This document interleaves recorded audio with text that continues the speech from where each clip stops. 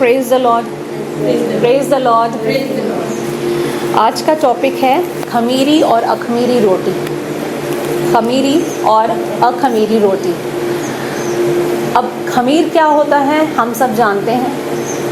अगर उसके बारे में हम थोड़ा सा इसको इलेबोरेट करें, एक्सप्लेन करें तो वो क्या होता है। खमीरी रोटी कैसे बनती है, खमीरी आटा कैसे बनता है। हम दो आटे लें, सेम क्वांटिटी के दो आटे लेते हैं, ठीक है। दो बर्तनों में अलग अलग आटे लेते हैं।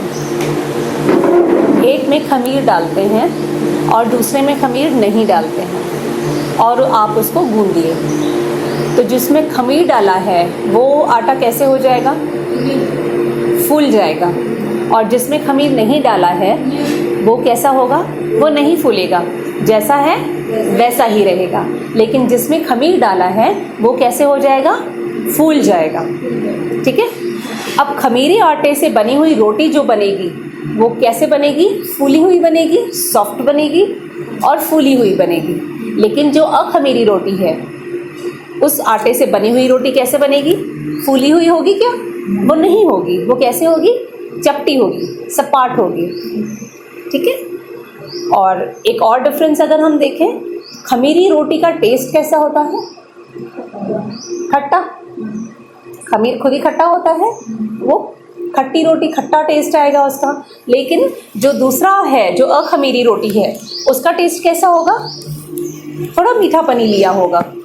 जैसे सादी रोटी हम लोग खाते हैं, हल्का सा मीठापन होता है उस रोटी में, ठीक है। ये है डिफरेंस खमीरी और अखमीरी रोटी में। अब बाइबल बताती है कि खमीरी रोटी, खमीर जो है वो घमंड का कारण होता है। फूलता क्यों है, आटा फूलना, इंसान का फूलना। अगर हम फूलते हैं मतलब इसका मतलब क्या होता है, हम घमंड आता है हमारे अंदर, तो हम घमंड से फूलते हैं। तो घमंड पाप को जन्मता है ना, पाप को जन्म देता है। यानी हमारे अंदर क्या आता है, पाप आता है। वचन में लिखा है जब महिमा होती है तो क्या आता है, नम्रता आती है। लेकिन जब अभिमान, जब पाप में पड़ते हैं तो पहले क्या आता है, अभिमान आता है। वो जड़ है, वो घमंड आता है। घमंड क्या है, पाप का जड़ है। यानी वहाँ से स्टार्टिंग होती है पाप की। और जब पाप में इंसान पड़ जाता है तो उसका पाप का परिणाम क्या होता है, मृत्यु। लेकिन जब नम्रता आती है तो उसका परिणाम क्या होता है, महिमा। उसका परिणाम क्या होता है, तरक्की। तो ये है खमीरी और अखमीरी रोटी का डिफरेंस एक्चुअली। आइए एक वचन देखते हैं, याकूब का 1 अध्याय का 15 पद। अभिलाषा गर्भवती होकर पाप को जनती है। अभिलाषा मतलब इच्छा। हमारे अंदर जो सांसारिक इच्छाएं पैदा होती हैं वो क्यों पैदा होती हैं, वो क्यों पैदा होती हैं, घमंड की वजह से। जब वो अभिलाषाएं पैदा होती हैं वो घमंड की वजह से होती हैं, है ना। तो वो क्या होता है, गर्भवती होकर पाप को जनती है और पाप जब बढ़ जाता है तो मृत्यु को उत्पन्न करता है। यानी फर्स्ट थिंग क्या है, पहली चीज क्या है, हमारे अंदर, इंसान के अंदर घमंड आता है। और जब घमंड आता है तो पाप, अभिलाषा बढ़ती है। और जब अभिलाषा बढ़ती जाती है क्योंकि वो रुकती नहीं है। सांसारिक इच्छाएं अगर हमारे अंदर जब पैदा होती हैं तो वो रुकती नहीं है। अगर आपने देखा होगा, हमारे अंदर कोई अगर एक इच्छा पैदा होती है कि काश मुझे ये चीज़ मिल जाए, और जब वो चीज़, उतना पैसा हम लोगों को मिल जाता है तो हमारी लालच क्या वहीं रुक जाती है, हमारी अभिलाषा और बढ़ जाती है, हमारी लालच और बढ़ जाती है कि नहीं, इतने से क्या होता है, मुझे अभी और इतना चाहिए। जब उतना मिल जाता है तो भी हमारी अभिलाषाएं रुकती नहीं हैं, हमें और चाहिए। यानी अभिलाषा किसको जन्म देती है, पाप को जन्म देती है। और जब पाप बढ़ जाता है तो उसका परिणाम क्या होता है, मृत्यु। इसका मतलब हम परमेश्वर से दूर हो गए, क्योंकि पापी मनुष्य को परमेश्वर पसंद नहीं करता। पाप को परमेश्वर दूर करना चाहता है।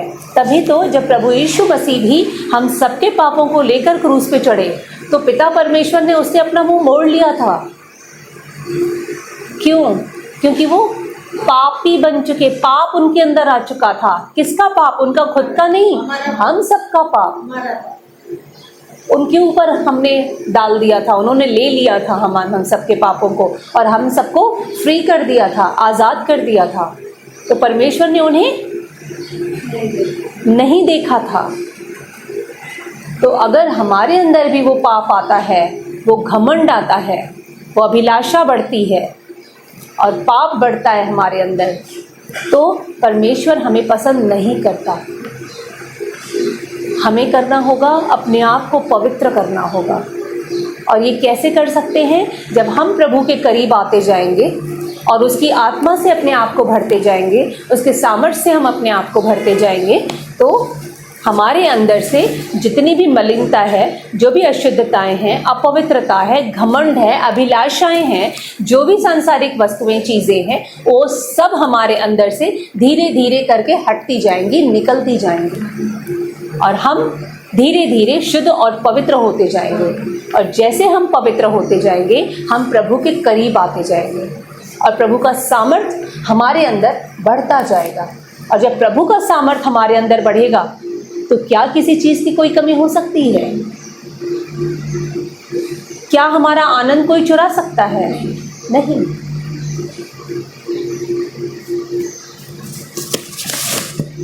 आइए एक वचन देखते हैं,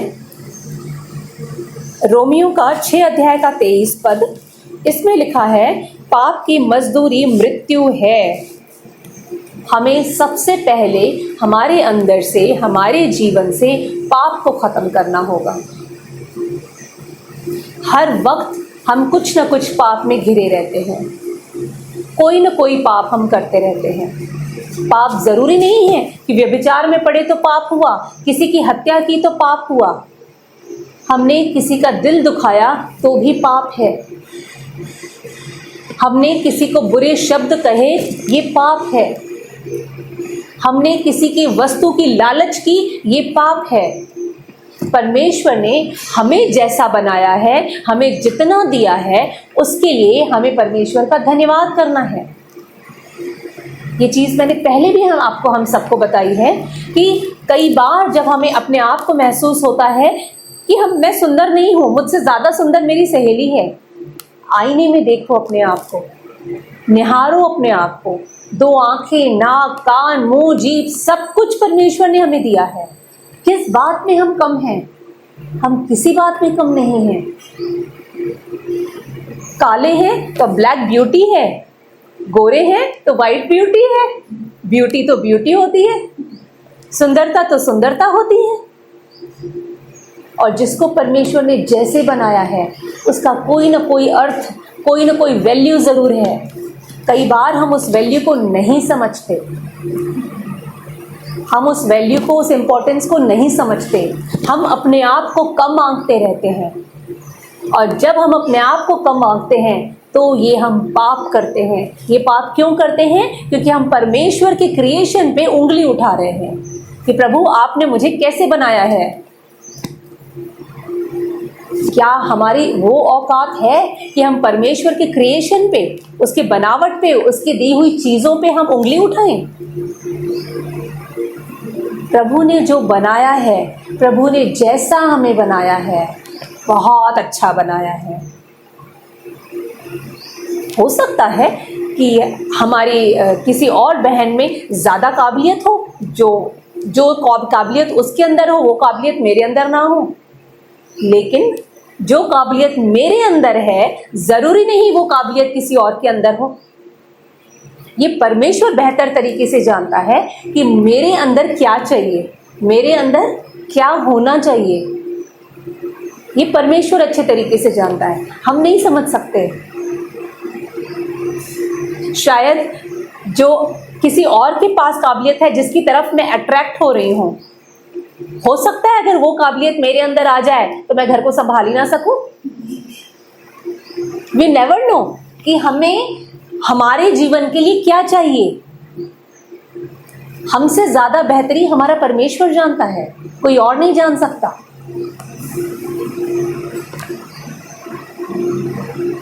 इसलिए परमेश्वर ने हमें जैसा बनाया है, जितना दिया है, अपने हाथों को उठाकर उसका हर वक्त धन्यवाद करना चाहिए। थैंक यू परमेश्वर कि आपने मुझे बहुत अच्छा बनाया है, आपने मुझे बहुत खूबसूरत बनाया है। हो सकता है मेरी चमड़ी बहुत खूबसूरत हो, लेकिन मेरा मन खूबसूरत ना हो, तो ऐसी अच्छी चमड़ी का क्या मतलब जिसका मन खूबसूरत ना हो। हमें अपने मन को खूबसूरत करना है, क्योंकि जब मन खूबसूरत होगा, हमारी आत्मा खूबसूरत होगी, ऑटोमेटिकली वो खूबसूरती हमारे चेहरे पे दिखती है। कई बार हमने देखा है कि जो दिखने में कुछ खास नहीं दिखते हैं, जो हम अपनी बाहरी आंखों से देखते हैं, सांसारिक आंखों से देखते हैं कि दिखने में तो कुछ खास नहीं है, लेकिन कुछ कशिश सी है इसके अंदर। हम कहते हैं, कभी आपने एक्सपीरियंस किया है इस चीज़ को? कोई इंसान बड़ा साधारण सा दिख रहा है, सिंपल सा दिख रहा है बहुत, और हम कह भी रहे हैं तो बाहरी बनावट तो इतनी कोई खास नहीं है, लेकिन फिर भी कुछ कशिश है इसके अंदर, कुछ तो अट्रैक्शन है इसके अंदर। तो क्यों? इसकी आत्मा खूबसूरत है, उसका मन खूबसूरत है। तो जब वो आत्मा खूबसूरत होती है, वो हमारे बाहरी, हमारे चेहरे पे वो खूबसूरती दिखाई देती है।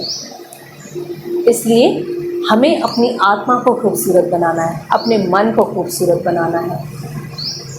ये नहीं कि हम पाप में गिरे, ये नहीं कि मेरी फला दोस्त के पास ये चीज़ है तो मेरे अंदर भी, मेरे पास भी वो चीज़ होनी चाहिए। नहीं, हम नहीं जानते कि अगर वो चीज़ मेरे पास आएगी तो क्या तो मैं परमेश्वर से दूर तो नहीं हो जाऊंगी, और अगर ऐसा होगा तो क्या परमेश्वर चाहेगा कि उसके बच्चे उससे दूर हों?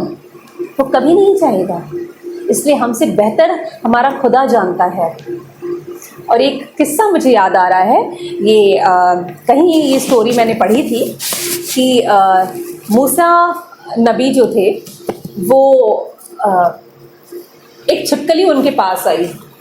मैं बता चुकी हूँ, एक छिपकली उनके पास आई और करीब से ऐसे गुजरती है तो बड़ा अजीब सा लगता है। छिपकली ऐसे आती है, हाथ भी लग गया तो कैसे घिन सी आती है। मूसा भी जो भी थे, उनके आसपास भी छिपकली आई तो उसको बड़ा अजीब सा लगा, घिन सी आई और उसको भगाया। और वो क्या करते थे, डायरेक्ट परमेश्वर से बात करते थे। तो परमेश्वर से उन्होंने कहा, खुदा आपने ये छिपकली को क्यों बनाया, कितनी घिन आती है इस छिपकली से, इसको क्यों बनाया है और इसको बनाने का मतलब क्या था? इसका तो कोई वैल्यू ही नहीं है, ये तो कोई काम की नहीं है, इसको क्यों बनाया है? परमेश्वर मुस्कुरा दिए, वो स्माइल किया उन्होंने और मूसा को कहते हैं थोड़ी देर के बाद, मूसा ये छिपकली भी एक बार मेरे पास आई थी, ये बोला उसने कि तुमने इंसान को क्यों बनाया, वो तो मेरे किसी काम का नहीं है। वो इंसान को आपने क्यों बनाया है, वो मेरे किसी काम का नहीं है। मूसा नबी शर्मिंदा हुए, उन्होंने अपनी गर्दन नीचे की और माफी मांगी। इसका मतलब परमेश्वर ने जो बनाया है, जैसा बनाया है, उसका कोई न कोई उद्देश्य जरूर है, उसका कोई न कोई महत्व जरूर है। हाँ, उस छिपकली का हमारे लिए कोई महत्व नहीं है, लेकिन उस छिपकली का महत्व है। जरूरी नहीं है कि हम दोनों एक दूसरे के काम आए, ये जरूरी नहीं है। हो सकता है आपके क्रिएशन, आपके बनाने का उद्देश्य परमेश्वर किसी और की हेल्प करना चाहता हो।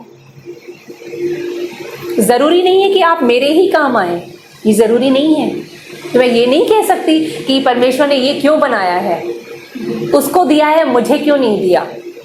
हम नहीं कह सकते और हमें कहना भी नहीं चाहिए। इसलिए उठते बैठते, मैं पहले भी बता चुकी हूँ, जब सुबह हम उठते हैं, आईने में देख के, जब ब्रश करते हो आईना सामने होता है, आईने में देख के जब ब्रश कर रहे हो उसी वक्त खुद को निहारो आईने में, धन्यवाद करो मन ही मन परमेश्वर का, प्रभु आपने मुझे बड़ा खूबसूरत बनाया है, क्योंकि आपने मुझे बनाया है अपने हाथों से। परमेश्वर ने पक्षी, पेड़ पौधे, जितनी भी सृष्टि दिखाई दे रही है, शब्दों के द्वारा रचा, सिर्फ मुंह से बोला और होता गया। लेकिन हम पर मनुष्यों को अपने हाथों से रचा, क्या ये कम बात है? क्या ये कम बात है? और अगर उन्होंने अपने हाथों से, यानी उसका स्पर्श है हमारे बॉडी पे, उनके हाथों से बने हैं। अगर मैं मिट्टी की कोई चीज बनाती हूँ तो उस मिट्टी को मैं छूंगी, टच करूंगी, उसको शेप दूंगी, सही है? तो हम क्या हैं? हम भी एक मिट्टी है ना। हमें परमेश्वर ने शेप दिया है, 2 आंखें बनाई हैं। आपकी आंखें कुछ अलग दिखती हैं, मेरी आंखें अलग दिखती हैं, इनकी आंखें अलग दिखती हैं। ये परमेश्वर ने शेप दिया है हमको, परमेश्वर ने आकार दिया है हमें। उस पर हम उंगली उठा रहे हैं कि प्रभु आपने हमें कैसे बनाया है, वो ज़्यादा खूबसूरत है, मुझे ऐसा क्यों बनाया है? नहीं, हम जैसे हैं, प्रभु आपने मुझे जैसा बनाया बहुत अच्छा बनाया है। हम अपने आप को अपडेट करना है। अपडेट कैसे करना है? अपने आप को क्लीन रखना है, अपने आप को साफ सुथरा रखना है, अपने आप को जो भी आज की ज़रूरतों की चीज़ें हैं हमें सीखना है, सिखाना है, हमें करते जाना है। ये नहीं जैसे हैं जो है वहीं पे अटके रहें, नहीं, ये प्रभु कभी नहीं कहता। हमें अपने आप को अपग्रेड करते जाना है, अपने आप को और आगे बढ़ाते जाना है। अगर हम कहें जब हमारी दादी नानी का टाइम था, मैं बहुत पुरानी बात तो नहीं कर रही हूँ, अगर हमारी दादी नानी का टाइम ले तो क्या वो ज़माने में और आज के ज़माने में कोई अंतर नहीं है? क्या पहले के ज़माने के लेडीज़ जॉब करते थे, काम करते थे?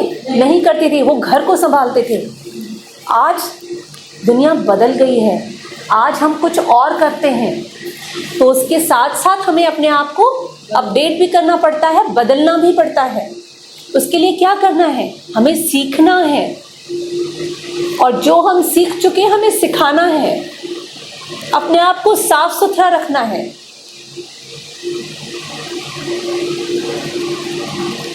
जो मूर्ति पूजा लोग करते हैं, मिट्टी के पुतले बनाते हैं, उनको अच्छे अच्छे कपड़े पहनाते हैं, उनका साज श्रृंगार करते हैं। हम तो जीवित प्राणी हैं, हम अपने आप को श्रृंगार क्यों नहीं करते? हम अपने आप को खूबसूरती से क्यों नहीं बनाए रखते?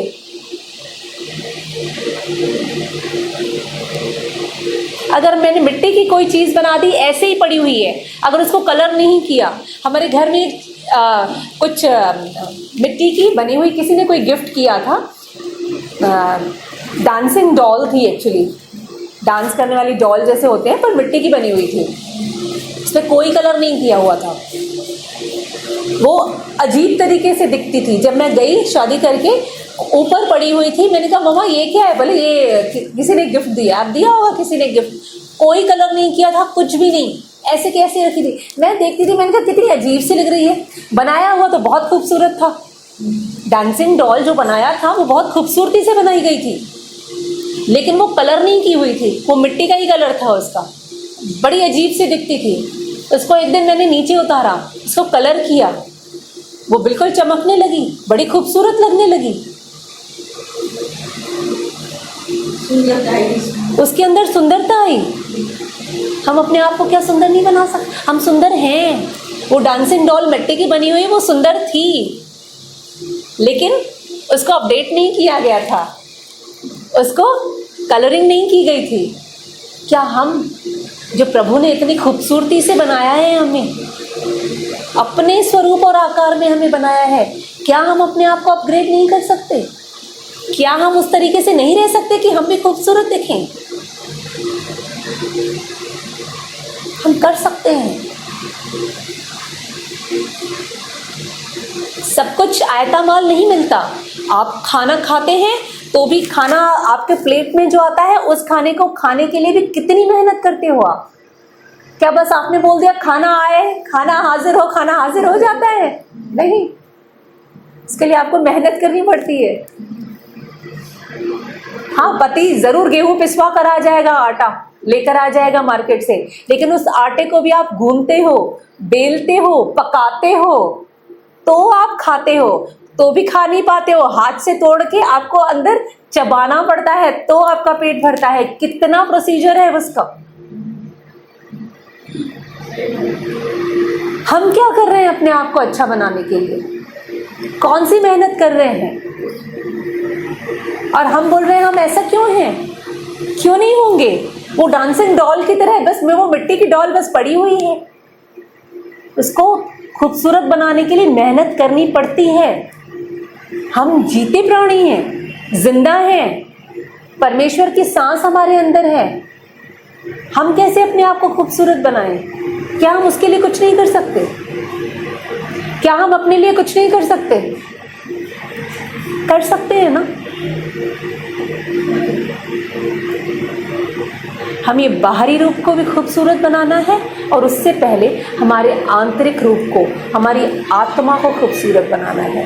हमें मेहनत करनी पड़ेगी। बिना मेहनत के कुछ हासिल नहीं होता। आप जो ये कपड़ा पहने हुए हैं उसके लिए भी आपको मेहनत करनी पड़ती है, काटना पड़ता है, सिलना पड़ता है, तो आप कपड़ा पहन पाते हैं। ऐसा कपड़ा आप 4 मीटर लेकर आ जाओ, ओढ़ लोगे तो आप ड्रेस नहीं कहलाई जाएगी वो। इस कपड़े को पहनने के लिए भी आप मेहनत करते हैं। हर चीज़ को पाने के लिए मेहनत करनी पड़ती है। बिना कुछ किए कुछ भी नहीं होता। हमें जैसे अपनी ज़िंदगी को बनाना है, हमें मेहनत करनी पड़ेगी। बिना मेहनत कुछ नहीं होगा। बाइबल में खमीर जो है वो पाप को दर्शाता है। आइए एक वचन देखते हैं, गलातियों का 5 अध्याय का 9 पद। इसमें लिखा हुआ है, थोड़ा सा खमीर सारे गूंदे हुए आटे को खमीर कर देता है। थोड़ा सा खमीर, गलातियों का 5 का 9। थोड़ा सा खमीर सारे गूंदे हुए आटे को खमीर कर देता है। हम उसमें क्या मिलाते हैं? थोड़ा सा खमीर मिलाते हैं, है ना, वो पूरा आटा खमीर हो जाता है। हमारे अंदर कौन सा खमीर डला हुआ है? क्या हम भी अपने अंदर वो खमीर डाल रहे हैं?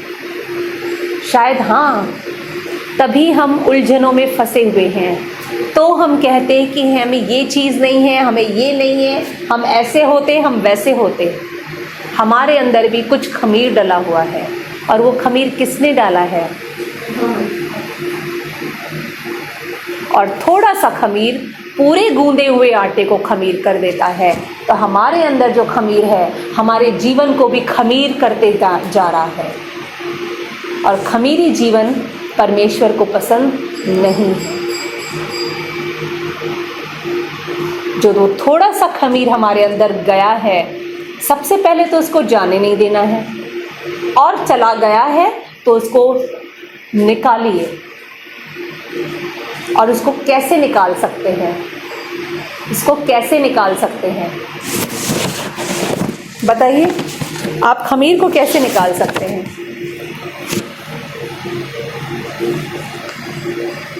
कैसे निकाल सकते हैं? आइए एक वचन देखते हैं। इसमें लिखा है, मेल मिलाप और पवित्रता हमारे अंदर होनी चाहिए। जैसे हम अपने अंदर मेल मिलाप रखेंगे और पवित्र बनते जाएंगे, वैसे ही हमारे अंदर से वो खमीर जो है वो निकलता जाएगा। इब्रानियों का 12 अध्याय का 14 पद। हाँ, इब्रानियों का 12 अध्याय उसका 14 पद। इस खमीर से हम छुटकारा पा सकते हैं। जैसे एक एग्जाम्पल देती हूँ, जब तक वचन निकलता है, एक एग्जाम्पल देती हूँ। पानी का ग्लास है, पानी भरा हुआ है उसमें, और उसमें थोड़ी मिट्टी डाल दीजिए आप, तो पूरा पानी मटमैला हो जाएगा। हाँ। क्या उस पानी को आप पी सकते हैं? नहीं पी सकते। लेकिन आपको उस पानी को, जो मटमैला है, मैला पानी है, आपको उसको पीने के लायक बनाना है। आप क्या करते हैं? कई बार बारिश में पानी मैला आता है, आप क्या करते हैं? मैला पानी पीते हैं। क्या डालते हैं? और उसके बाद वो मैल जो है नीचे चली जाती है और साफ पानी का ऊपर से आप निकालते हैं। ठीक है, यानी उसके लिए क्या करते हैं? आप कुछ करते हैं, कुछ करते हैं, कुछ डालते हैं, कुछ निकालते हैं। सही है? मिट्टी को निकालते हैं और साफ पानी को अलग करते हैं, यानी उसका एक प्रोसीजर है, आप करते हैं। अब गूंदे हुए आटे में जो खमीर डला हुआ है, हमारे जीवन में जो खमीर डला हुआ है, उस खमीर को निकालने के लिए हम क्या करें, कैसे उससे छुटकारा पाएं? हमें पवित्र बनना है। पढ़िए वचन। से मेल मिलाप रखने और उस पवित्रता के खोजी हो जिसके बिना कोई प्रभु को कदापि न देखेगा। यस, हमें मेल मिलाप रखना है, सबसे मेल मिलाप रखना है, चाहे वो हमारे दुश्मन हो या हमारे दोस्त हैं। हमें ये देखना है इन सब को प्रभु ने बनाया है। हमारा कोई हक नहीं कि हम किसी से नफरत करें और किसी से प्यार। हमारा काम है हमें सभी से प्यार करना है, क्योंकि प्रभु ने सबको बनाया है। तो जब प्रभु ने सबको बनाया है तो हमें सबसे क्या करना है, मेल मिलाप रखना है, सबसे प्यार करना है, ठीक है। और दूसरा, पवित्रता की खोजी बनना है, हमें पवित्र बनना है। अब पवित्र कैसे बन सकते हैं? किसी के लिए कोई नफरत नहीं होनी चाहिए, घमंड नहीं होना चाहिए, हमें सब प्रभु का आज्ञा का पालन करना चाहिए। हमें सभी आज्ञाएं पता हैं, तो सारी आज्ञाओं का पालन करना चाहिए। जब हम अपने अंदर से गंदगी को बाहर निकालते जाएंगे, जैसे पानी की गंदगी को हम बाहर निकालते हैं और उसके पीने के लायक बनाते हैं, वैसे ही हमें अपने अंदर से गंदगी को निकालकर ईश्वर के लायक बनाना है अपने आप को। हमें कैसे बनना है? ईश्वर के, प्रभु के लायक बनना है। समझ रहे हैं? जब हम प्रभु के लायक बन जाएंगे, जैसे वो साफ पानी और गंदा पानी अलग हो गया, वैसे ही हमारे अंदर से वो खमीर जो है, जो हमारे पूरे जीवन को खमीर करता जा रहा है, उस खमीर को हमें बाहर निकालना है, उससे छुटकारा पाना है। जब हम ऐसा करेंगे तो प्रभु को पसंद आएंगे और प्रभु के करीब आ पाएंगे। और इसीलिए प्रभु यीशु मसीह को हमें ग्रहण करना है, उस पर विश्वास करना है, क्योंकि प्रभु यीशु मसीह हम सबके पापों को, गुनाहों को लेकर क्रूस पे चढ़ा, हमें आज़ाद कर दिया, पाप से पूरी तरीके से छुटकारा दे दिया। लेकिन हम क्या कर रहे हैं? फिर भी पाप को पकड़े हुए हैं। एक तरफ प्रभु मैं आप पे विश्वास करती हूँ और ये पाप का दामन छोड़ ही नहीं रहे। हम दो नावों में पैर अपने रखे हुए हैं, तो क्या होगा? डूबेंगे ही ना। अगर हमने प्रभु पे विश्वास किया है तो हमें पूरी तरह से विश्वास करना है, ताकि हमारे जीवन से खमीर पूरी तरह से निकल जाए और हम प्रभु के काबिल बन सके, उसके योग्य बन सके। क्योंकि लिखा है, जो कि प्रभु यीशु मसीह पर विश्वास करता है वो अनंत जीवन पाता है। अभी आपने पढ़ा, अगर मनुष्य अपने पापों के लिए पश्चाताप करता है तो और मसीह को स्वीकार करता है, यदि उसका मन चेंज हो जाता है, यदि इंसान का मन बदल जाता है, जिससे कि वह अपने जीवन में परमेश्वर के अनुसार ढाल सके, अपने जीवन को परमेश्वर के अनुसार ढाल सके, हमें उसके लिए क्या करना पड़ेगा? अपने मन को बदलना पड़ेगा, अपनी सोच विचार को बदलना पड़ेगा, हमारे अंदर से अपवित्र चीज़ों को निकाल देना पड़ेगा। क्योंकि जब हम पवित्र होंगे तभी हम परमेश्वर के करीब आ पाएंगे और उसकी सामर्थ हमारे अंदर आ पाएगी। सही है? तो आइए प्रार्थना करते हैं कि आज हमारे बीच में से, हमारे अंदर से भी वो अपवित्र चीज़ें, वो खमीर जो हमारे पूरे जीवन को खमीर कर देता है, करता जा रहा है, उस खमीर को हम अपने अंदर से हमेशा के लिए दूर करें। और ये कैसे पॉसिबल है? अपने आप को पवित्र करके और सबसे मेल मिलाप रखकर।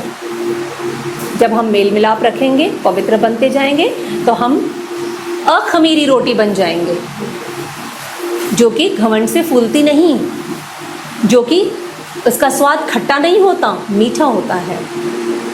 हम प्रभु के काबिल बन जाएंगे।